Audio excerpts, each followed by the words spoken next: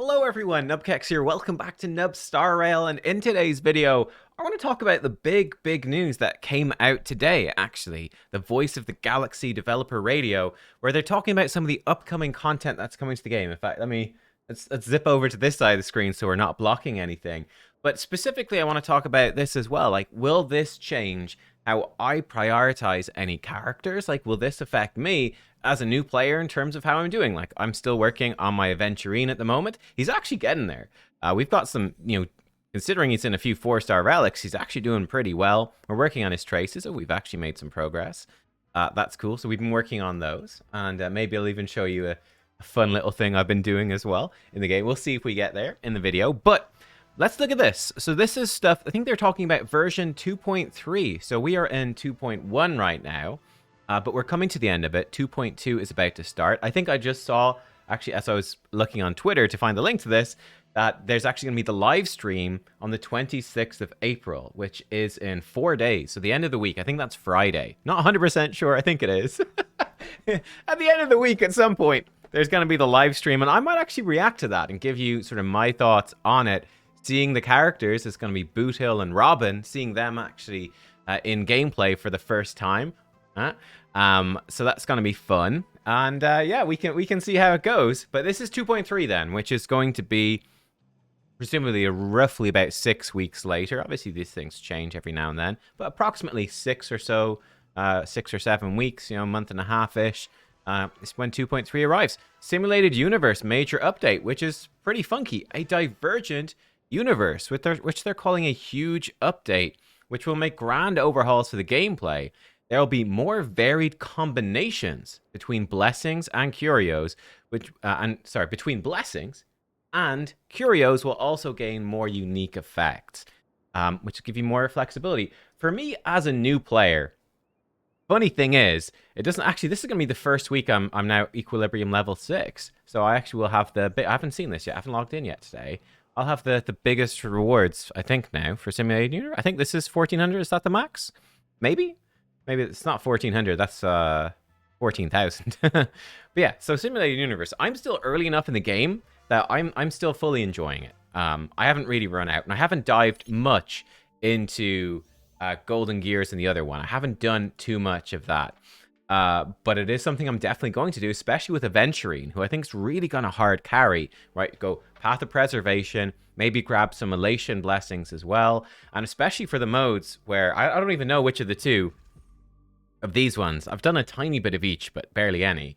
But whichever one where you can like combine the blessings, right? And we can go, oh, bit of preservation with elation, and they get benefits that benefit each other. Right? That's going to go really well with like Aventurine and Jingyuan. Right? That's a great little combo there. But yeah, Aventurine double dipping in preservation and elation is pretty cool. So seems like that's going to be coming to just the Simulated Universe in general.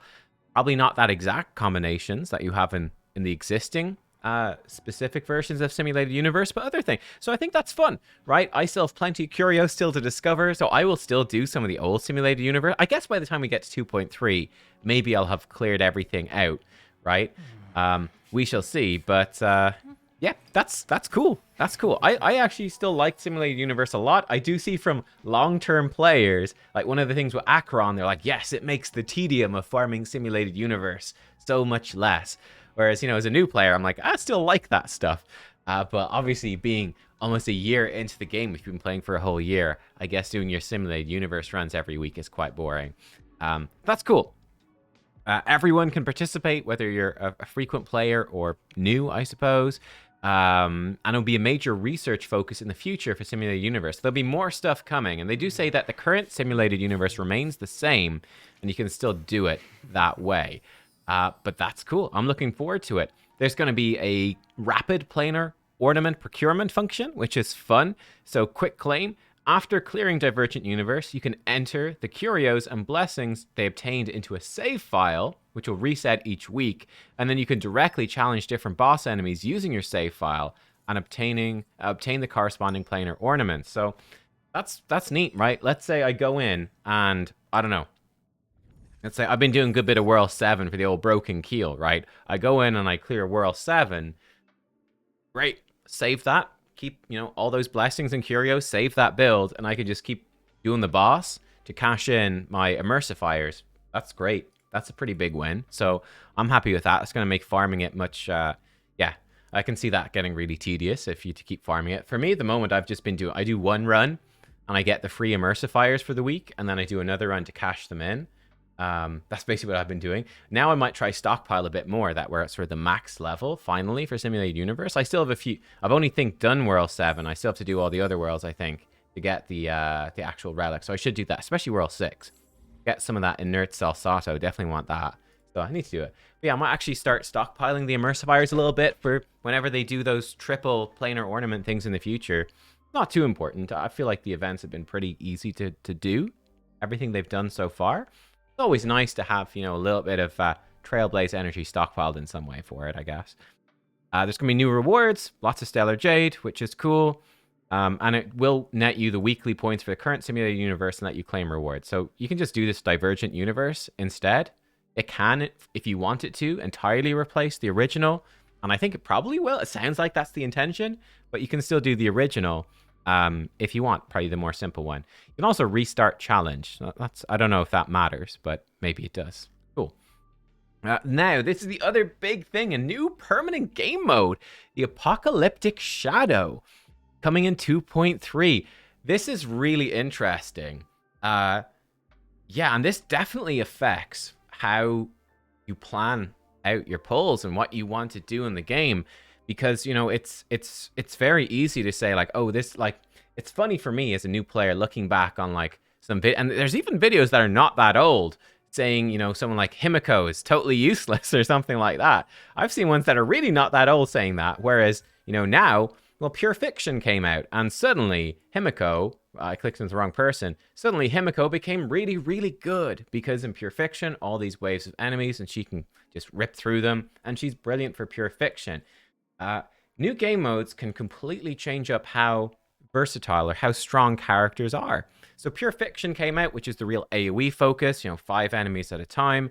You've got the Memory of Chaos, which is sort of often 3 or so enemies at a time, you know, smaller waves, elite enemies and bosses. This new one, Apocalyptic Shadow, you must face materializations of the finality and defeat bosses they faced before. It'll be really fun to hopefully get some lore, more lore about the Eon of finality. I think that's really cool. You know, I've seen speculation that ties in with the Stellaron hunters, that they could be working for finality. So that'd be really interesting to find out more.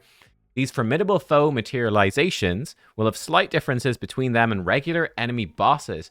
Trailblazers can check out the details by reading about them when the battle begins. We hope it will bring, yeah, blah, blah, blah, blah, blah.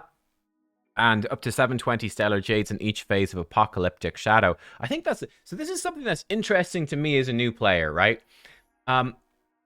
Just looking at like other content creators and stuff. Is it because one mode is easier than the other? But from what I can tell, unless I'm completely misreading these things, it seems to me that the rewards for doing a Memory of Chaos and the rewards for doing Pure Fiction are basically the same. I could be wrong about that, but I think they're the same, right? So each is as valuable as the other, and presumably this new mode, Apocalyptic Shadow, is going to be the same as well. But for whatever reason, because I guess it was perhaps partially because it was the original piece of content that was the endgame content for a long time, Memory of Chaos gets much more emphasis. Also possibly because it's harder. That's also my impression, is that Memory of Chaos is considered to be a lot harder than Pure Fiction, but obviously that can change over time, and who the heck knows. But yeah, that's already Forgotten Hall, Memory of Chaos, looking to be, it's like, you know, the 3-ish targets. Destruction's really good. Pure Fiction, the 5-ish targets, right? AoE, Erudition's really good. New one, Apocalyptic Shadow, fighting bosses. Okay, single target mostly. The Hunt is going to be really good. So each of them having their own area of the game. Or then, of course, in all 3 of these, Nihility is just the best because it's Nihility. Well, I mean, we'll see how the characters break down, but I think that's pretty fun. Again, that's something that strikes me as well at the moment, is that the poor old Hunt characters really don't get a lot of love. The Hunt is definitely on the lesser end of the spectrum. Like, I've seen a lot of people benching. You know, I don't have Zila. Obviously, I wasn't playing for when either her original or her rerun were out. But Zila kind of fell. I wouldn't be surprised when I was looking at it. Like, she's probably due another rerun. Maybe even when this new content comes out in 2.3, we could see a Zila rerun. It could happen, especially with Sparkle out now and Mono Quantum being a bit stronger. It could happen. You never know, right? But yeah, Zila falling off, like, people benching her permanently for Acheron. I think I saw EOD Gamer had a video earlier today where he's actually benched his E6 Zila, which is crazy. Oh my god, imagine getting an E6 for a character and then benching them for somebody else. That would feel really, really bad, which is exactly what he said. It's a really shitty feeling. But these hunt characters could come back into it a good bit. Topaz and Numby, they're an interesting... We're going to talk more about Topaz and Numby and my perspective on them. There's a very good chance that they will be on the upcoming banners, but we'll find that out, I guess, later this week on Friday. I'll give you more detailed thoughts on whether I think they're worth it or not then. The big question for me about Topaz and Numby really is they're a great follow-up character. Now, one issue is they're the hunt, right? So they're not that good for pure fiction. And it's like, would that be value? Now, with Apocalyptic Shadow coming, yeah, it looks like they're going to be pretty good value. Great for MOC and probably insanely good for Apocalyptic Shadow. But the big question still remaining is, if you're going in E0, S0, are they actually that good compared to E1, S1, where you get those 2 extra debuffs that really work super well with Dr. Ratio? Or not, could just throw in like a Pela instead, a Pela. I think is how you say her name, Pela. And that's a nice free-to-play option that's worth building for everybody. I don't know. Yang Xing, I think he might come back into it a little bit. He's still not, great. He's just a standard banner character, so he's not super strong. But if you got a Venturine, he could be pretty okay. I wouldn't mind pulling him. I think he's everyone's least favorite. I actually wouldn't mind pulling him. I like the underdogs. That would be fun. I don't really like Jing Liu much, so I'm not going to have a top tier ice character for a good while, it seems. Yeah, Yang Xing, he could be fun to play with a Venturine to keep up his buff. Yeah, Dr. Ratio, the free Dr. Ratio could see some love. But yeah, the hunt characters, generally speaking, like they're definitely nowhere near as dominant as, Imbiber Lune, Jing Liu, even, and then really Nihility is, on top of the world at the moment with Acheron, Black Swan, and Kafka, right? They're so strong. Even Silverwolf, she's really going to be good. Really, really good. And she could be due for a rerun soon. And that would be a big question with Silverwolf, with Dr. Ratio, Silverwolf for Acheron, Silverwolf for the single target boss stuff. That could be kind of crazy. Yeah, I think, you know what, for fun, let's send this out. I'm looking forward to this mode, though. I think the other question for me is, like, what is it going to cover? Like, a lot of the bosses show up in Memory of Chaos. So that's one concern I have, is how will they properly differentiate Memory of Chaos from this? I wonder if some of these bosses could come in. It's possible. Like, let's go in. I don't know. I think I need to clear this guy some more. And let me show you. I've got a sneaky early player tactic. Here you go. This is what your current team's underpowered. Doesn't even matter. This is what we're going to do. Okay, we're going to swap over to this team. We got some debuffers. And then we're going to grab this character over here. So this is easy, right? This is an easy win strategy. E6. I think it's just S4. E6, S4. We're missing one S, but that's okay. I'm going to throw in Acheron. And that should probably do it. I think we're good. This is my strategy for beating the bosses right now. Oh, God, we actually went in with Black Swan. Actually dead. Oh, but Bailu saved her, because it's Bailu. Amazing. Best character in the game. Probably should have run to... let me turn the volume down, make sure it's not too loud, because I can't tell. Probably should have run to an anchor before this, but oh well. We just let E6 Acheron go and do her thing. Acheron, funny enough, Acheron, I don't have her, obviously. We did a couple of videos talking about that on the channel. But she is looking to be top tier, really, for every single one of these modes. It's actually kind of crazy. Oh, yeah, we're in a little bit of trouble right here. This could get a little bit rough. Let's find out. Whoop, Black Swan. We need Bailu to take some turns. Don't eat all the skill points, Pela. Not allowed. Bailu, get your energy up. Uh-oh, uh-oh. Oh, Black Swan is dead this time. We've got no revive. Oh, Pela, she's in trouble. Can Acheron just solo the whole thing anyway? I think she can. So, he's going to go phase 2. He's going to get a bunch of debuffs. Acheron's debuff bar filling up more. It's up to 3 stacks now. 4. Okay, well, she's not going to heal anyway. That's a bummer. Ayla survives. Gets another debuff. Acheron's up to 7. I believe. Bailu, gonna heal everybody. Excellent, amazing. But yeah, this is my strat. So it'd be kind of fun to see some of these bosses come into it. That could be pretty cool. So I'm interested. I will say I'm very interested in this new game mode.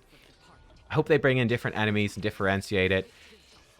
And yeah, I do think it is funny how Nihility is looking to be OP. It's like the path to go for now. For like all of the modes, it just seems very flexible, very versatile. Like maybe Black Swan is not going to be quite as good in the pure single target. I don't know. Halo refuses to die thanks to Invigoration. Bailu OP confirmed.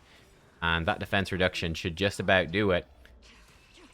Who knew? E6 S4 Acheron. She's pretty good. Pretty good. She's probably gonna beat Apocalyptic Shadow, no problem. What do you know? But guys, thanks for watching. Let me know what you think about this new mode. Yeah, I'm excited, and I'll see y'all next time. Bye.